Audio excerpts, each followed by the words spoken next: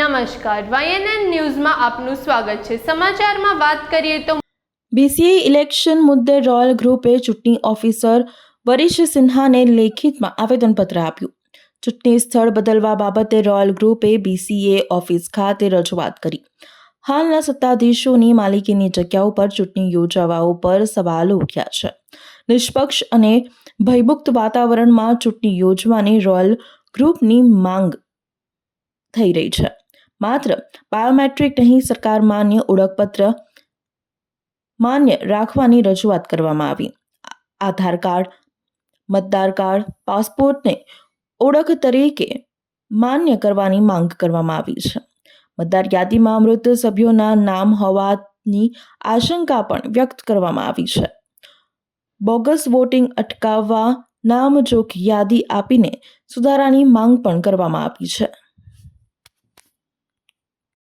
શોર્ટમાં બતાવો, શોર્ટમાં એકદમ શોર્ટ। આજે રજૂઆત કરવા માટે આવ્યા છો? વરેશ સિન્હા સાહેબને રજૂઆત કરવા આવ્યા છે કે જગ્યા છે કોન્ફ્લિક્ટ ઓફ ઇન્ટરેસ્ટ સાથે છે, કારણ કે એક કેન્ડિડેટ જે અત્યારે સબ કમિટીમાં લડી રહ્યા છે, તેજલબેન અમીન, જેઓ જ્યોતિ લિમિટેડના પ્રમોટર પણ છે, ઇન્વેસ્ટર પણ છે અને ફેમિલીમાંથી છે। તદુપરાંત જે જગ્યા જે છે એ જ્યોતિ લિમિટેડની જ છે, એટલે ત્યાં આગળ એલેમ્બિકનો સ્ટાફ વોલેન્ટિયર તરીકે આવી ટ્રાન્સપરન્ટ અને ફેર જે પ્રોસેસ ઇલેક્શનનો થવો જોઈએ એ નથી થાય એવું અમને શંકા છે।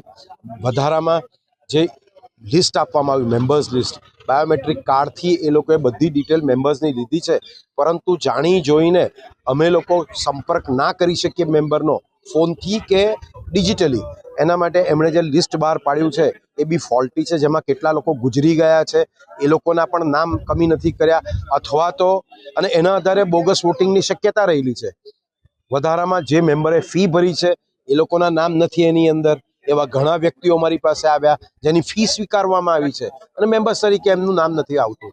સો આવું ફોલ્ટી છે તો એની ઉપર ધ્યાન આપી અને ટ્રાન્સપરન્સીનો જે કોન્સ્ટિટ્યુશનની અંદર આર્ટિકલ છે એ મુજબ વેબસાઇટ પર મૂકવામાં આવે અને દરેક કેન્ડિડેટને એની ફેર કોપી આપવામાં આવે।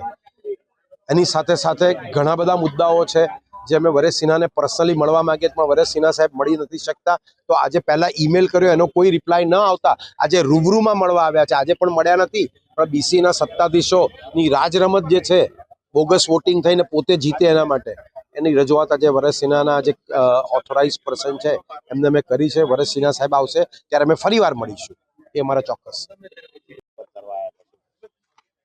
આજે અમે 2-3 બહુ જ ગંભીર મુદ્દાઓ હતા election related, fairness of the election અને ટ્રાન્સપરન્સી ઇન ઇલેક્શન માટેનો। પહેલું તો જગ્યા છે। તમે વિચાર કરો તો હું પોતે કેન્ડિડેટ છું, મારા ઘરે ઇલેક્શન થઈ શકે? આ જ અમારો મેઇન મુદ્દો છે કે તમે પોતે ઇલેક્શનમાં કેન્ડિડેટ હો, એમના ઘરે કેવી રીતે તમે ઇલેક્શન કરી શકો? It is so unfair, it is so sad and it is so unjust for all of અસ।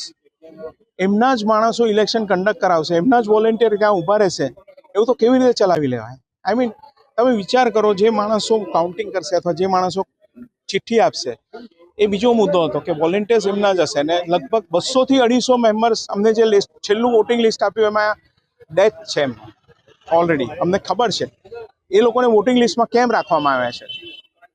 એટલે તમે વિચાર કરો કેટલું બધું એ લોકો કઈ લેવલ સુધી જઈ શકે છે કે હજી બી ડેથ લોકોના વોટિંગ લિસ્ટમાં નામ ચાલી રહ્યા છે વર્ષોના વર્ષોથી, વિચ ઇઝ વેરી અનફેર।